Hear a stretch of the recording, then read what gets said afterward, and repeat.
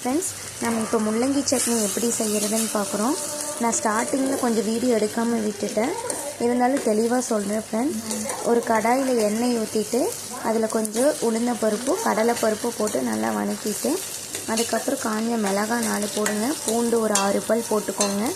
அப்புறம் வெங்காயம் வந்து ஒரு கைப்பிடி அளவு போட்டுக்கோங்க.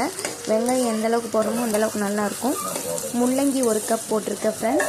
அதுக்கப்புறம் தக்காளி 1 போட்டிருக்கேன். தக்காளி முள்ளங்கி நல்லா வணங்கிடணும் ஃப்ரெண்ட்ஸ். கருவேப்பிலை உங்களுக்கு வேணும்னா ஆட் பண்ணிக்கலாம்.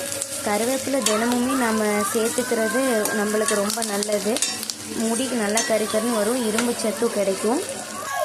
நல்லா வணங்கினதும் புளி கொஞ்சம் போட்டுட்டு உப்பு தேவையான அளவு சேர்த்துக்கோங்க. தேவையான அளவு சேர்த்து நல்லா ஒரு 2 நிமிஷம் வதக்கிட்டு கொஞ்சம் ஆற வச்சு மிக்சியில் அரைச்சிட்டோம்னா இட்லி தோசைக்கு செம்மையான முள்ளங்கி சட்னி தயார்.